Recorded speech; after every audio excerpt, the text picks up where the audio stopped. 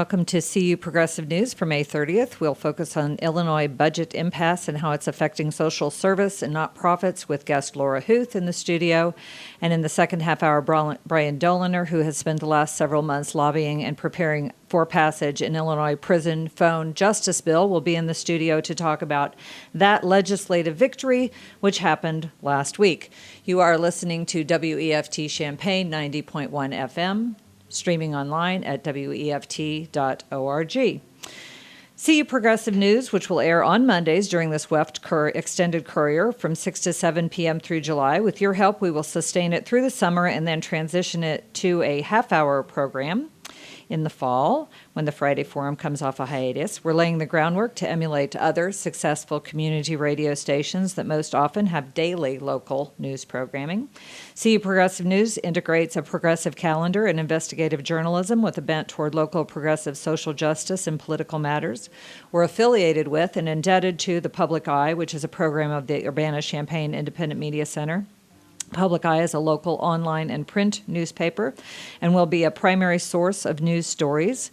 We're indebted to WEFT and its members, donors, and board of directors for providing the infrastructure and who for 35 years have provided the infrastructure for public affairs programming in Champaign-Urbana.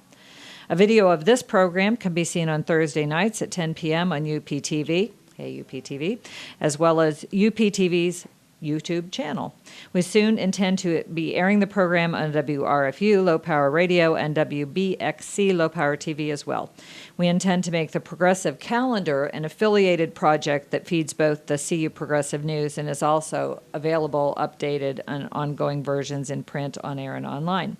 You can help make CU Progressive News a reality in large and small ways. Use the email WEFT90.1@gmail.com to send any story ideas or calendar events, or if you have 30 minutes or more on a weekly basis to help organize the calendar or stories, or if you have any graphic design or website skills or social media skills that you'd like to put to use. I am Sandra Ahten, and this is CU Progressive News. All right, so the date of May 31st is looming here in Illinois, as this is the date that is scheduled for the adjournment of legislatures. Apparently, the issue with regard to our budget impasse going beyond May 31st is that it then requires a supermajority for passage, making it that much more difficult to reach an agreement. Our story that we're going to cover with Laura Huth tonight involves the coalition of social service providers suing Illinois for the state's now 11-month-old failure to pay its bills. They went back to court last Wednesday to seek emergency relief and demand immediate payment. I've taken the basis of this story from sources including Reuters, Political.com, WILL, and the Belleville News. So I'm going to just kind of lay the foundation for it and then have Laura step in. She's been following it actually today and knows that there are things happening in the Capitol today. But right now we're going to just cover sort of what's been happening and then talk about how it affects social service agencies, because it is unfolding in the Capitol as we speak, she says, right? Yep, Twitter is a Twitter. There you go. Talking about things going on. Right. So Illinois took a step last Wednesday with Democratic-led House approving a new spending plan and Republican Rauner immediately vowing to veto it, saying it was $7 billion out of balance. The fiscal 2017 budget, which passed the 63-53 vote, allocated $14.1 billion for general fund spending against a $33 billion in anticipated revenue. But that $14 billion did not include the billions that the state automatically spends on pensions and debt payments, as well as for court-ordered social services spending under consent decrees. So that led the Democrats to blast the budget for needing $7.2 billion in additional revenue. The spending plan, let's see, I didn't make a note of that on this page, but that they blasted it because it was $7.2 billion over, but it seems that Rauner's plan that he had talked about was $4 billion short. That was in, here. The spending plan appears destined to follow the path of the Democrats' fiscal 2016 budget, which was vetoed by Rauner, with the exception of K through 12 school funding on the premise it was $4 billion short on revenue. That left Illinois as the only state without a complete spending plan 11 months into our fiscal year. The state is relying on ongoing appropriations, stopgap funding bills, and court-ordered spending, and a growing pile of unpaid bills. As listeners may recall, the House and Senate passed a $7 million stopgap measure for funding higher education in April, and another stopgap bill that funded about, it was $6 or $7 million for social service agencies. But those bills are both sitting on the governor's desk. They have not been signed. And the House budget includes additional $700 million to address funding inequities among K through 12 school districts, most notably the cash-strapped Chicago Public Schools, which would also get an additional $100 million for pensions. But that budget was passed in the House, not in the Senate. And the budget moved to the Democratic-controlled state Senate, where its fate, of course, was unclear. The comptroller, Leslie Munger, warned of catastrophic results if the House budget plan is enacted, predicting the backlog of unpaid bills would more than double to $15 billion, and payments to schools, hospitals, and others would take as long as 9 months to process. But I want to note that Munger is, of course, a Rauner appointee. She's a Republican. And I can't imagine why passing a budget would delay payments more, but that was her response to it. A coalition of unpaid social service agencies with state contracts, they're called Pay Now Illinois, sued for more than $100 million earlier this month and filed an emergency motion on last Wednesday, asking the Cook County Court to order the state to immediately make bill payments that are more than 60 days late. While Republicans screamed that the bill that the Democrats had passed in the House and was going on to the Senate contained $7 billion funding shortfall, that the bill emerged out of the blue, and they insisted that working groups were making headway, so that Madigan basically shouldn't introduce this bill out of the blue, which how could a 500-page bill come out of the blue? I'm not really sure about that, 11 months into the budget process. Democrats noted that budget Rauner proposed in February was also $4 billion short of expected revenue. So in essence, the Democrats and Republicans were only $3 billion. Oh, it gets so confusing. $3 billion in difference in a $31 billion budget, basically. But this is what I wasn't quite understanding and trying to figure out that it's not veto-proof. The plan would still have to get through the Senate, which holds a true Democratic supermajority.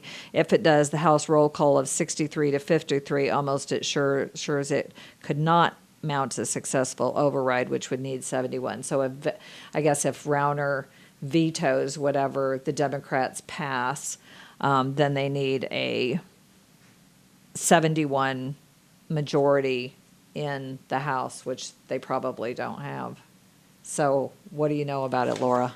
Well, you know far more than I do. I have not been following things nearly as closely as what you just Well, I wanted read you off. to address, well, this is, so I want to introduce you first, Laura Huth here, who is in the studio with me. Laura is a very active person in our community. She's spent 7 years on the Urbana City Council, and she is a business owner, so she's affected in that way. And she's also, she has two businesses. One is a design business, but the other is for advising not-for-profits. So obviously going to be affected by this in a big way, Yes. Personally, as well as just watching things crumble in a sector that you care greatly about.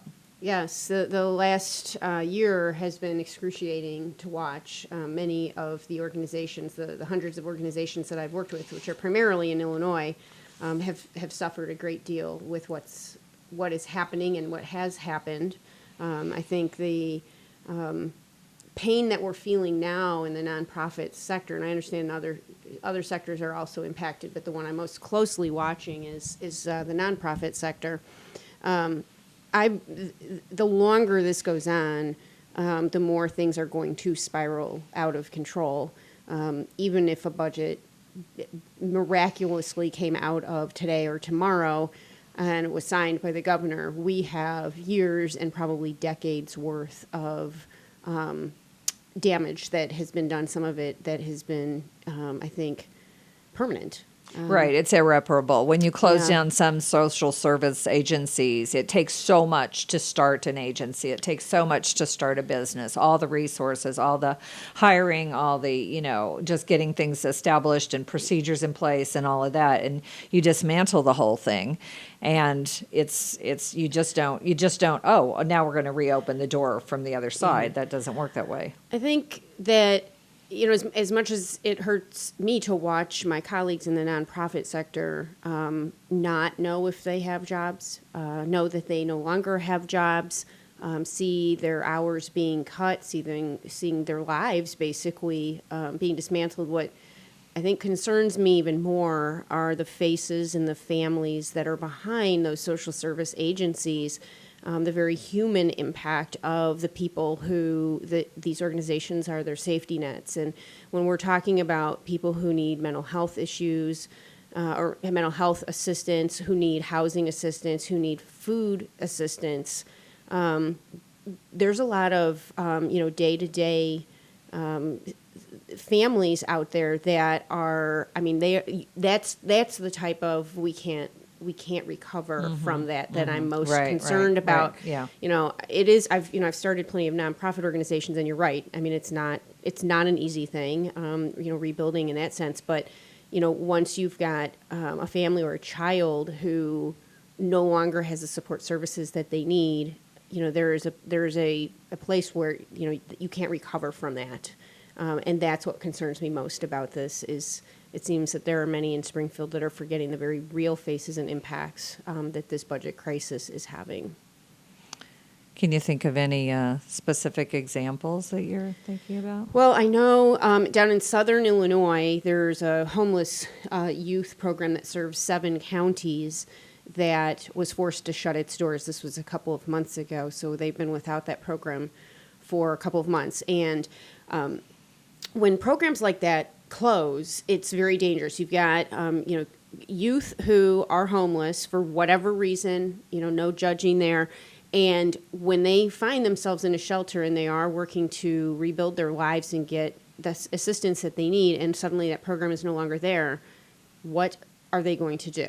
Well, what they're going to do is prostitution and crime. So and then those problems in our state, they cost our state more money in the long run than these programs do. And so that's kicking a very dangerous can down the road, playing with human lives, and adding to the already problematic state budget crisis. Right here in town, we've got our local rape crisis center is pretty much on the brink of closing their doors. When somebody's been sexually assaulted, I know that there are children that are a part of that program where they cannot afford to go through paid medical, counseling services, and RACE's programs are free, and they're available to children who have experienced the unthinkable, and those programs are not going to be there for them anymore. And I think that is unthinkable to say to a child who has been through a sexual assault that, I'm sorry, we just don't have a budget to be able to pay organizations to help you through this. I will mention when you were talking about the lawsuit that was brought, organizations like RACES and many, many others, not just the 80, I believe it is 82 organizations now that have signed on to that lawsuit, the state signed contracts with these organizations to deliver services. Right. So there is a contractual agreement for the state to pay against services that will be provided. And the state is now in default of those contracts. The state is also forcing those organizations to maintain the services that were contracted for, but without the money coming in. And in some cases, there's local organizations. RACES, for example, is owed almost $200,000. There's another local agency that's owed $2 million that does substance abuse counseling. The Prairie Center. These organizations that are being told you have to keep doing these, you have to keep offering these programs, but we're not going to pay you. Right. And I think that's unconscionable. That's not. As a business owner, I think, that is, I can't even wrap my head around that sort of interaction. And the trust that is being destroyed in the Right. state Right. with those sorts of actions. So I think, in the face of it, like nonprofit organizations have done a remarkable job in trying to keep things together. But I think, enough is enough. We need to get this solved. So, I've been, in politics, for a while. I started out with the Illinois Environmental Council, and I, have been probably more in tune with state legislative issues than maybe the average citizen. But in all of my adult life, we've always had a budget. Now, it's been not balanced, that's true, but we've always had an operational state budget. So this is the first year that I've been alive, that we have been in this situation. And from my perspective, and this is my Laura Huth's opinion, Rauner was elected to make change, and I don't disagree with him that we need to change. Like, I will admit, absolutely, I'm not in favor of an unbalanced budget. I won't advocate that to my clients. I don't want that in my own business. We shouldn't have that in our state. But he has 4 years to address this, and I think a more reasonable approach to this issue might have been putting the state on notice the first year, making some cuts so that we can start feeling what that pain feels like and start to make adjustments and learn new ways of addressing how to deliver services, perhaps by looking at new ways of raising funds. Year 2, the cuts go back a little more, and by year 4, maybe we are at the point where we can finally say we have a balanced budget, we're spending less, but our social services and other sectors, education, whatever, are actually relying more on the private sector to do what they need to do, like individual donors, for example, in the nonprofit sector. I think that's a much more reasonable way to go about what I think Rauner really wants to achieve. And I think what all of us really want to achieve is, I don't think anybody wants to live in a state that has a wildly imbalanced budget. But I'm hoping that if we asked and polled people, that they also wouldn't want what's going on right now. Right. So middle ground, we've got a 4-year opportunity to work through things. The whole slash and burn in the first 6 months of office, I don't support that. I think there are lots of ways that I and many other colleagues who work supporting the nonprofit sector could have actually reached out and helped a lot more instead of being thrown into a crisis situation with pretty much absolutely no notice of the severity of what was coming down the pike. Well, it makes you wonder if the conspiracy theorists, which they might not be, are correct in that he just does want to bankrupt so that he can privatize more. Yeah, So I don't know anything about that. What I know is that a much more logical approach would have been, Right. Let's cut 10 or 20% the first year, learn to live with it. You still have money. You're put on notice, so you have this money to learn new ways of funding. You can reach out to new funding sources. Right. You can make the efficiencies in your operations. Right. I think there's a lot to be said for more coalition and cooperative efforts in the nonprofit sector. I think that there are a lot of silos, and I think there's a lot of duplication of services. And I think this would have been a great opportunity to force people to the table and have some serious conversations that we haven't been having. And I think that could have achieved some of the things that I think we all want to see happening, an efficiency in service delivery, that could have also saved money.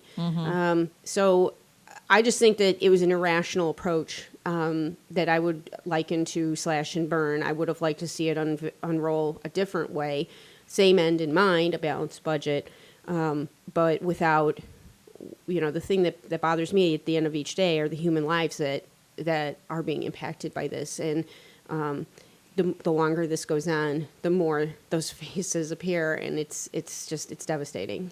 Well, to me, which I often have a bent toward looking at things from a criminal justice perspective, it's going to fill the prisons. I mean, I one time listened to a lawyer. She spoke at the YMCA, and she talked about how that she was working in a social service agency, and she realized that almost everybody, every kid who was in prison in the criminal justice system came from a hungry home. and that was just a common denominator. A hungry home is a common denominator of kids who lead lives of crime. And then we fill our prisons, and then we have this new Jim Crow with the whole prison system, and so it all just leads to a devastation of just like you said, human level. But just a couple of stories that I can think of, and this is not even from someone who's affected from a social service agency. This is someone who's affected by our budget because her daughter needs a surgery, and the surgeon is in Indiana, and the Indiana surgeon says, HealthLink hasn't paid their bill for, I'm not doing your surgery. Yeah. She's been put on hold, jacked around, this and that, and they picked the surgeon for it, and the surgeon says, no, I'm refusing. HealthLink is an insurance company that is actually not an insurance company. They are they're a management company for a self-funded portion of Illinois state employees who have elected to use HealthLink as their coverage, and there are carriers who just are the providers who are just saying we're not accepting it. Yeah, the trickle down is definitely hitting them as well. I will mention, you mentioned the trickle down to the prison level, and not too long ago, I think it was about a month ago, some of the state's police, law enforcement officials started speaking out, saying this budget impasse is going to be very, very, very devastating, and essentially said, when you turn your back on youth, they end up in prison, and we don't want to have to deal with, an overcrowding problem. This is not the way that you stem problems with youth. We need these programs. And they were talking about intervention programs. They were talking about like the homeless programs, food programs, like you were mentioning. So, law enforcement has directly noticed that is, and started speaking out and saying, this has to stop, or we're going to have other problems on our hands that are going to be far more costly to deal with. So just some of the things affected by the budget. We're talking about police training classes for more than 57,000 officers across the state have been canceled. Yeah. I'll bet you those are the classes that are all about the de-escalation and how to handle difficult situations that the police so desperately need. All 29 sexual assault survivor and prevention services, including rape crisis centers across Illinois, have instituted furloughs, facing layoffs, cutting services, and closures due to insufficient funds from the state. And I think RACES is only there basically in name only. They're providing a hotline now, right? Which is this list, by the way, is from earlier, so it's not. This is from a couple months ago. Mm-hmm. So these numbers, all these numbers, what we're talking about, still exist, but the numbers are multiplied. Worse. For example, when this was put out, it says more than 800 nonprofits are owed $170 million in back payments. It's now up to 350 million. So the longer this goes on, so your 57,000 trainings for the police officers is probably now closer to 100,000 trainings. Well, an interesting thing too is that so many are through grants from the state, but those are often with matching federal funds or matching private funds or whatever, and you have to have the part from the state in order to meet the rest of your grants. So that's really puts the agencies constantly scrambling, trying to figure out where they're in default with other grants because they don't have the money coming in from the state. Yep. And that would have, again, I go back to, the 4-year rollout of, the balanced budget plan, I think would have given agencies and other organizations the opportunity to figure out how to make those changes and adjustments instead of being put behind the 8 ball now and potentially jeopardizing even more in like federal pass-through or matching grant funds. Right. No more Meals on Wheels. Home and community-based services serving seniors. That's almost out of the question now. Yep.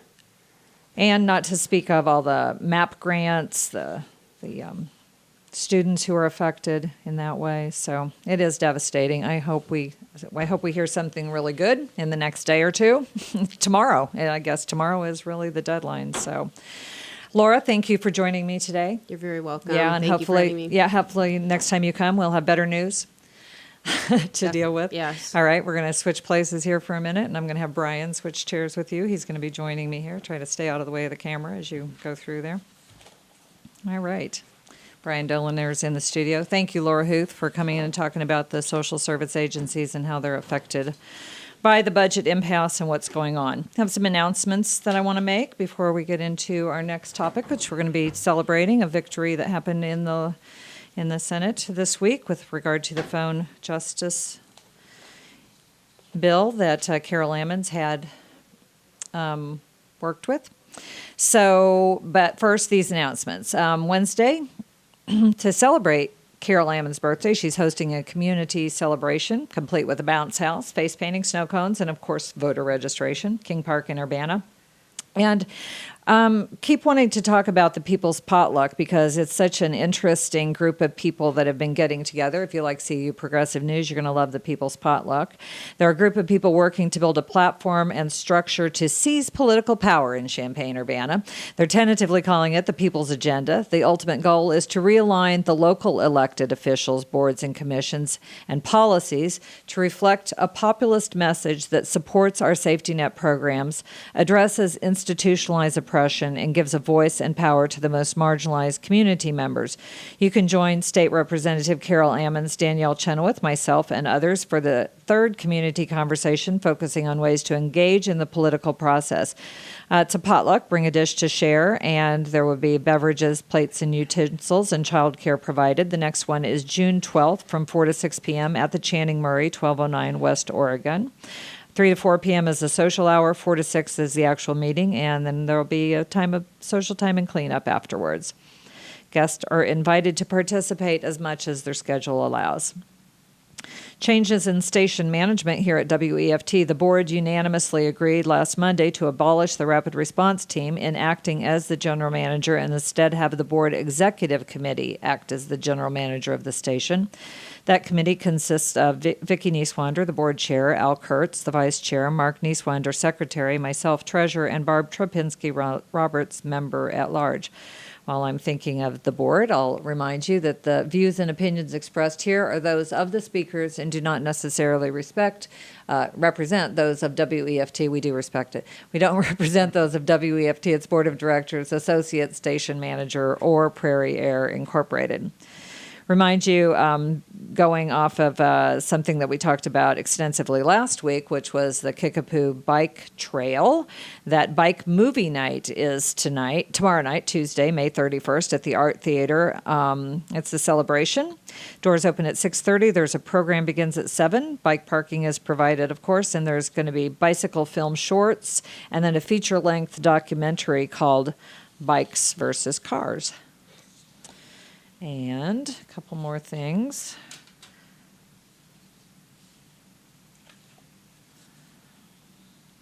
Just wanted to let you know that the farmers market in Champaign is on Tuesday afternoons. And if you would like to be involved, come and shop and hang out at the WEF table. We're looking for volunteers to help us get the word out about WEFT. You can enjoy some fresh air at the Champaign Farmers Market every Tuesday from 4 to 7. Find them at the parking lot by Neal and Main. That's kind of in that little, what did you call it, a triangle there by Cofusion and all right downtown there. More information is available at thelandconnection.org. Put on your calendar the Juneteenth Emancipation Day celebration, which is on June 18th from 12 to 3 at the Douglas Branch Library, 504 East Grove Street in the meeting room. You can join the Douglas Branch Library in celebrating 150 years since the news of the Emancipation Proclamation, which reached Texas and then freed the last of the slaves. For more information, contact the library at 403-2090. And I have one story that I want to get through before we talk to Brian here. Has to do with our budget. I'm a little interested in this. It's something that happened actually back in December, although it's just been brought to my attention recently. Illinois, a state that gutted mental health funding by 31.7% between 2009 and 2012, will soon guarantee specialized mental health services for 11,000 prisoners. Under the terms of the final settlement recently approved by a federal judge, Illinois will spend $40 million on brand new mental health facilities at 4 state prisons, including 1 youth facility. These include Logan, Pontiac, Dixon, and the now closed Illinois Youth Center in Joliet. This will allow the release release of many people currently held in long-term solitary confinement into more appropriate treatment-oriented housing. Another $40 million will be spent on hiring 300 clinical staff and 400 security staff. With the additional funding and resources, thousands of prisoners with severe mental illness will receive long-term and acute care. The judge's decision marks the end of a class action lawsuit that was filed nearly a decade ago by incarcerated plaintiffs with, quote, serious mental illness, including schizophrenia, bipolar, post-traumatic stress disorder, and psychosis. And I'll make a little commentary here that you can't really be in solitary without suffering from post-traumatic stress disorder because it creates it. So this victory was secured by pro bono work from Denton's, the global law firm, along with lawyers from the Uptown People's Law Center, Equip for Equality, and the law firm of Mayer Brown, through a 7-year legal battle. According to the lawsuit, the DOC officially routinely conducts arbitrary and haphazard intake screenings, underdiagnoses prisoners so they wouldn't have to provide treatment. Prisoners who suffer from mental illness were thrown in solitary confinement, harassed by staff, sprayed with chemicals. When they lashed out because of their illness, prisoners were sent to solitary confinement for extended periods of time and had added years to their sentence.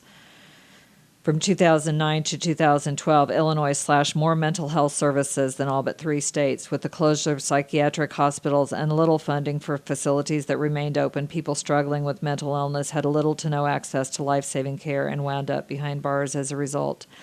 The influx of prisoners with mental illness paired with inadequate treatment behind bars created a revolving door through which people were imprisoned, released, and imprisoned again for their mental illness. In 2015, a clinical psychologist was hired on as Cook County Jail's executive director, a move that signaled the prioritization of mental health care at the facility. The county also opened a rehabilitation center to divert mentally ill offenders away from jail and into a program that provides counseling, job training, and education. To my knowledge, that only served about 30 or 40 people, from what I could find when I researched that. But the Cook County jail locks up 3,500 people, mentally ill people daily. I think, Brian, correct me, they have maybe 10,000 people in 10,000 people in jail. Some consider Cook County Jail the largest mental health facility in the country. Single facility, yeah. Yeah. So that kind of can tie into our next discussion here. Make sure you're right up here with me, Brian, in the microphone. Hello, West World. There we go. Hello out there, Champaign, Urbana. And How you say doing, say Sandra? hello Did to you get a ride UPTV. in today? Did you get a bike ride in today? I rode to Effingham yesterday. Uh-huh. Well, actually, I rode to Mattoon the day before, got hitched a ride then to Effingham, to my hometown, and then rode back and made it to as far as Tuscola yesterday. So I couldn't make it all the way back, but I got in 120 miles in the great. last 2 days. So Congrats. you can see my nice glowing tan. Yeah, all right, that's it. So yeah, I'm The having a ultimate nice. tanning machine. That on a is bicycle. it. That is it. So, Brian, you spent the last month or more lobbying in Springfield. Yeah, the last 6 weeks or so, we've been working with Representative Carol Ammons to pass HB 6200, the Family Connections Bill. And thanks for having me on to talk about it. So the background on this is that incarcerated individuals are not allowed to make phone calls out of prison unless they call collect, and the collect rates are exorbitant, have always been traditionally, and part of the reason that they are completely ridiculously out of control exorbitant is because the state or the county or whatever place houses the jail or the prison gets a kickback from the communications company.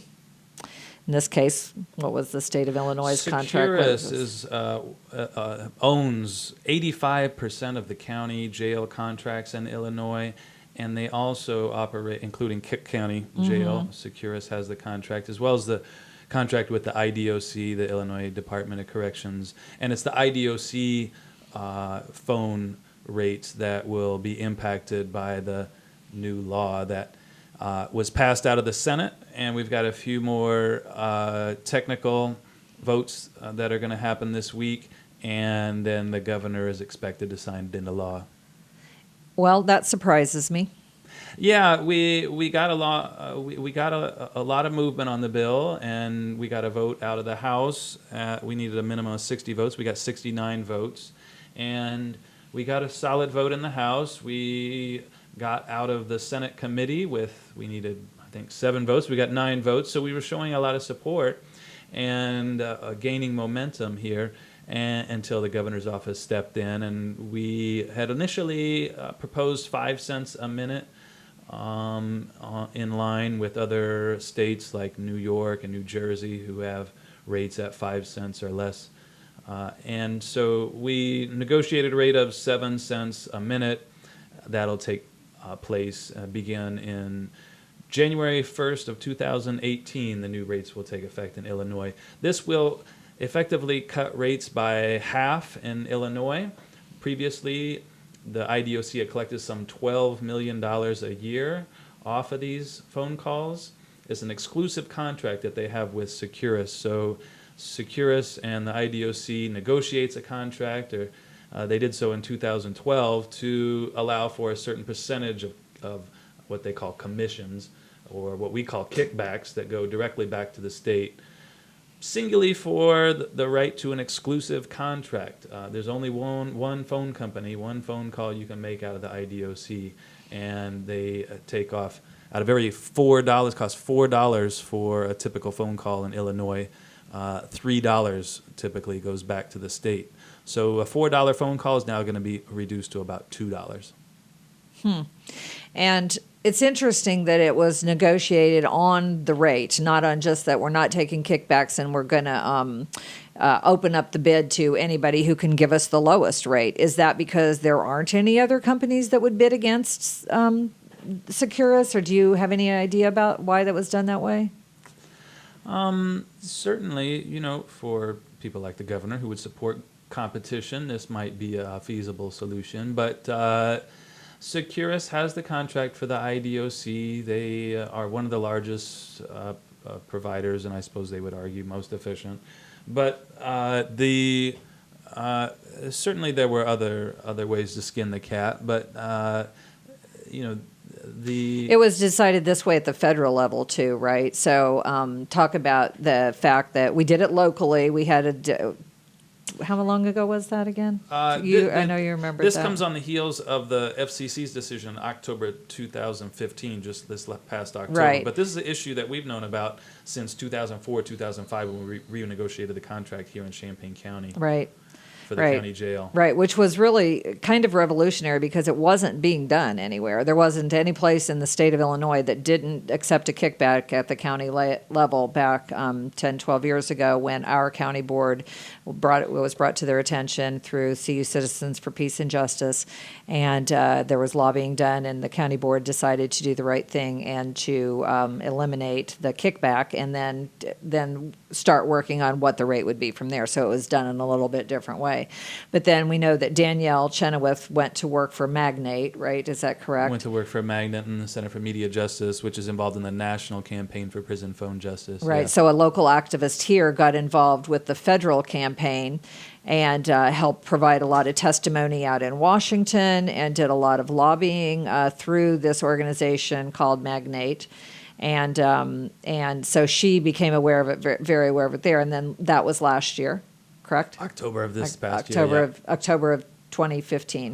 That the FCC stepped in then and said no more uncontrolled rates. But that, again, was negotiated on a per cents per minute kind of thing, right? Mm-hmm. Yeah, it's been lowered to 11 cents is what the FCC ruled in October. It's being fought in the courts now. Securus and GTL, the other largest phone company, are fighting this in the courts now for obvious self-interest. But the FCC did rule that 11 cents was a reasonable rate. We had always been arguing for 5 cents. Other states are doing 5 cents, and they're having no problem.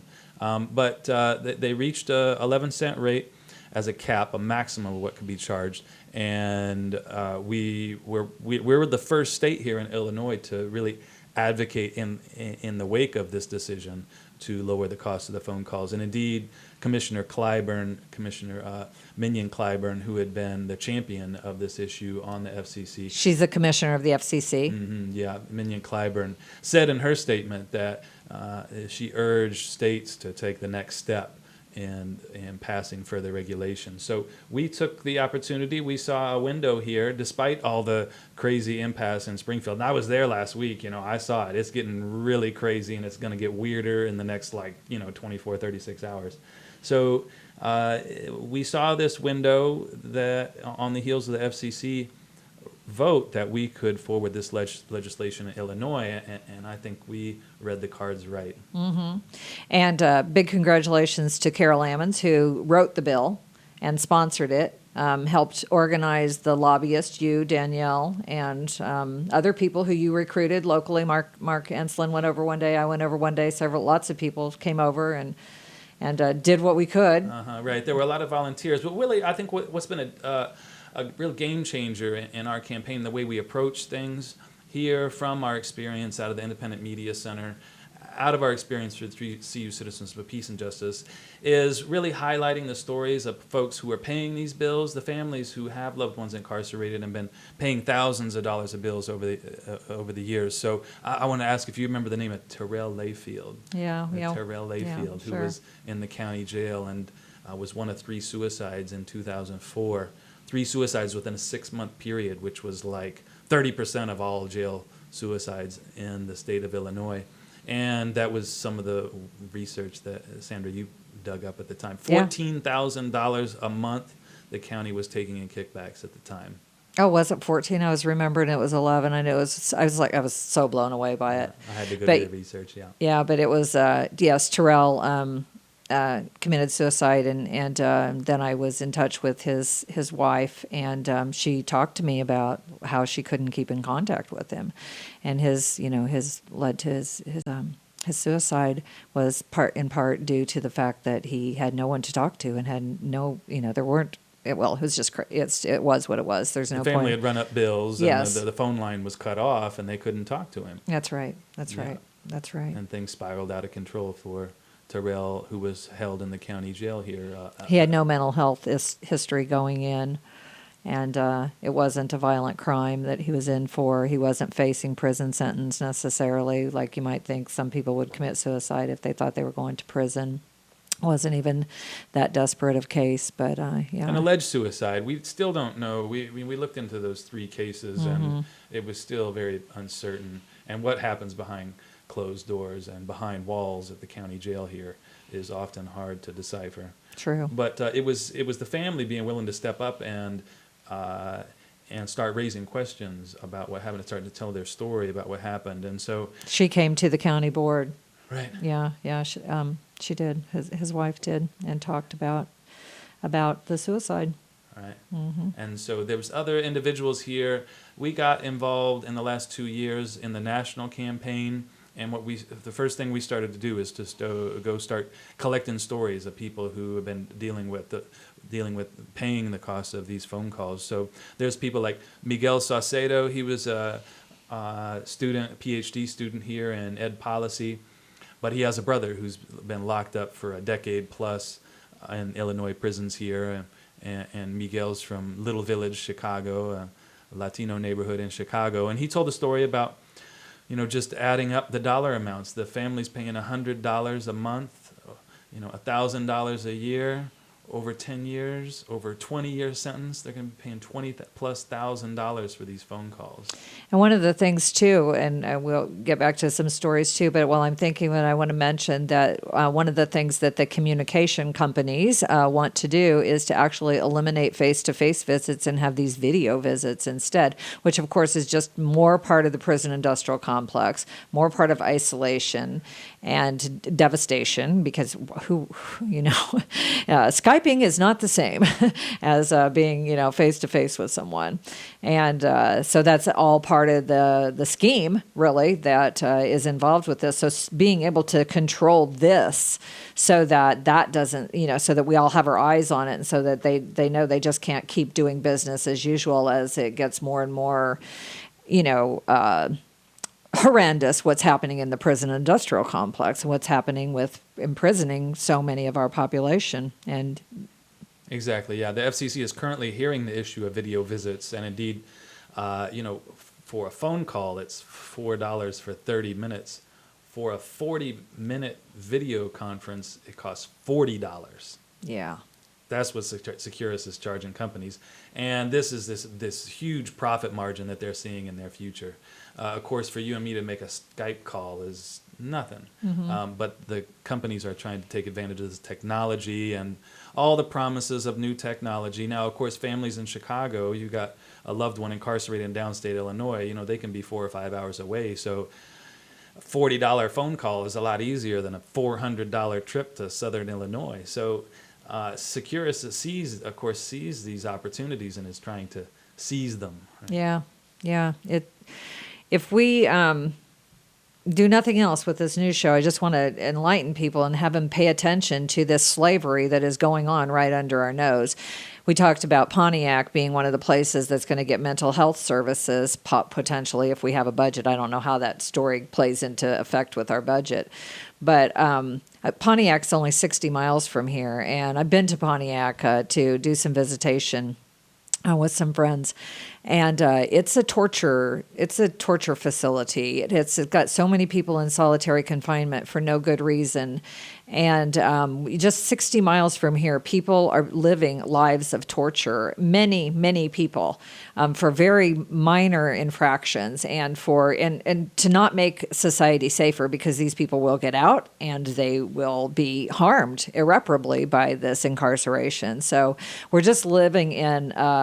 If you're not paying attention to mass incarceration in the United States today, you're living in Hitler's Germany without paying attention to that Hitler's at the helm. You can't just live in this in denial of what's going on with regard to mass incarceration. So with CU Progressive News, we intend to cover as much as we can and appreciate the work that is being done. But, it's frustrating because just like we're involved with Books to Prisoners, and which is a program that happens at the Independent Media Center, which is a great program. Lots of great volunteers. We love it. It's really good. We connected with Brian and I met a mutual friend, Gregory Koger, who through Books to Prisoners, and he's since been released from prison, and just an amazing activist and person.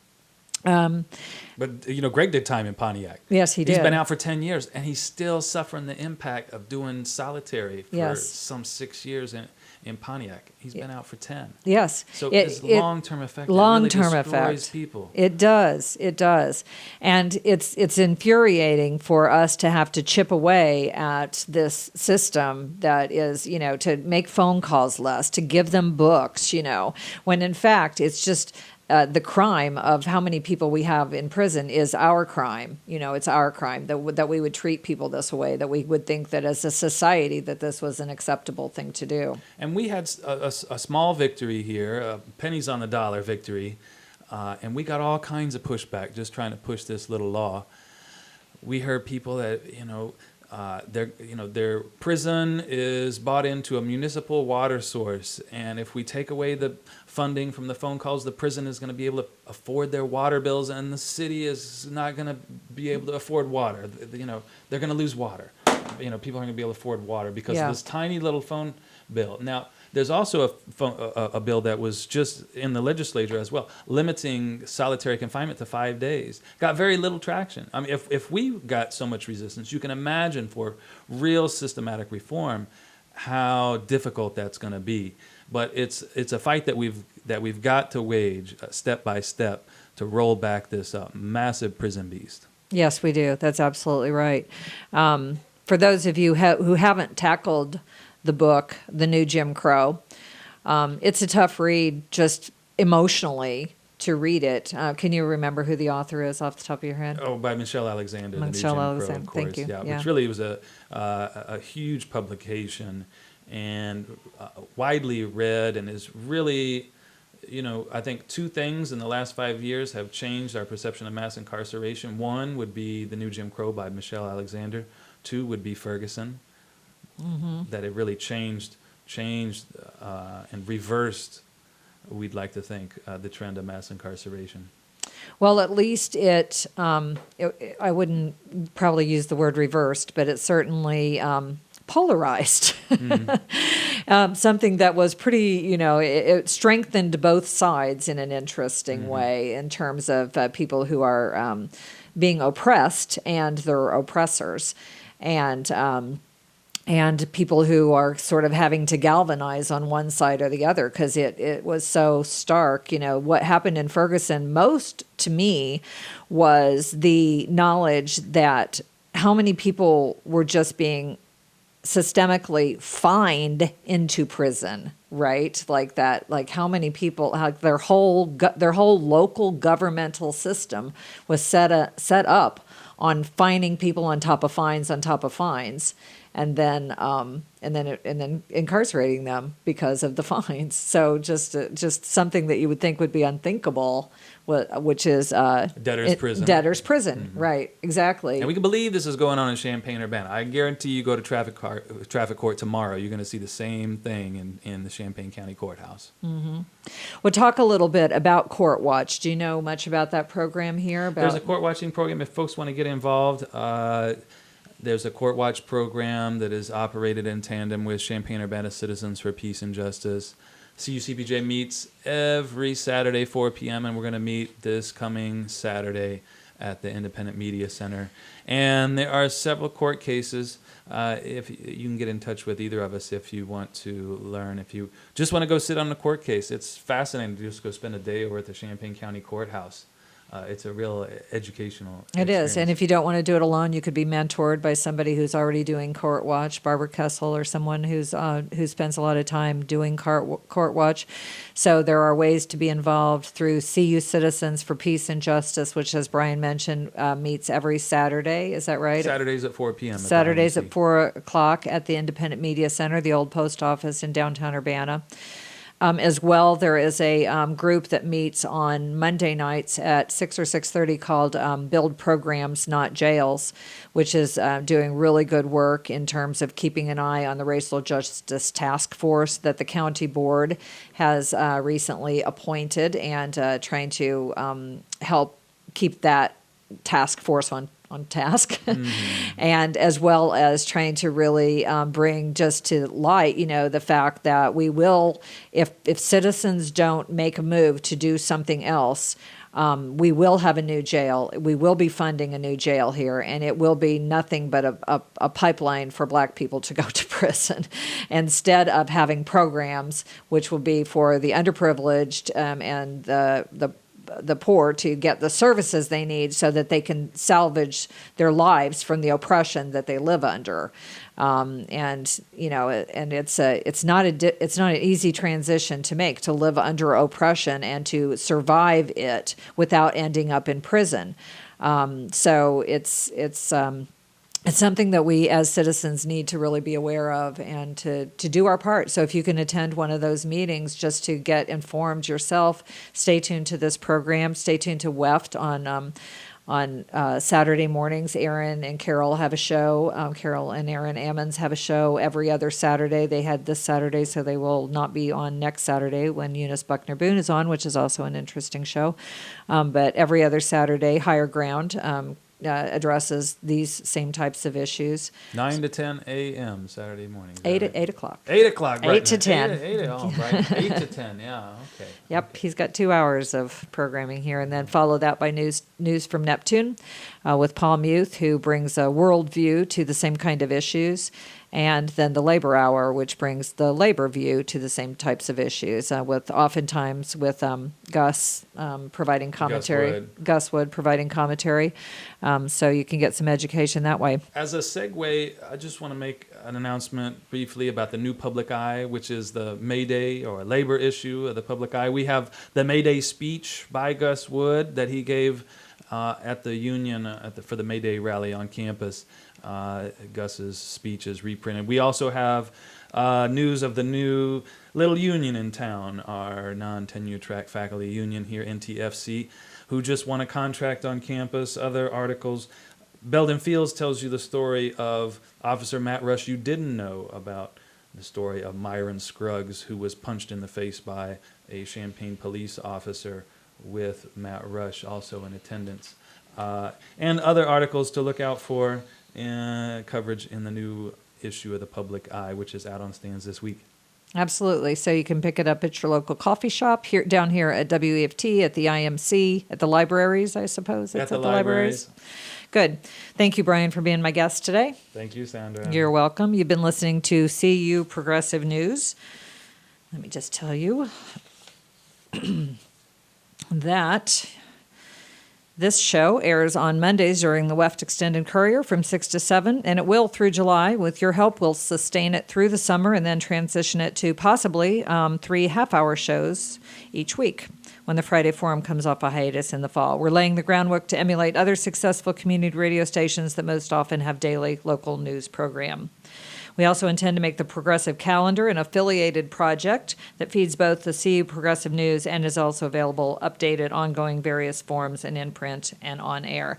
If you want to get involved with that or just learn anything about it, I'll be talking about it when we have the People's Potluck on June 12th from 4 to 6 p.m. at the Channing Murray Foundation, and you're certainly welcome there. Or you can email me at weft90.1 at gmail.com. A burst of song, a lover's touch, and the world's on.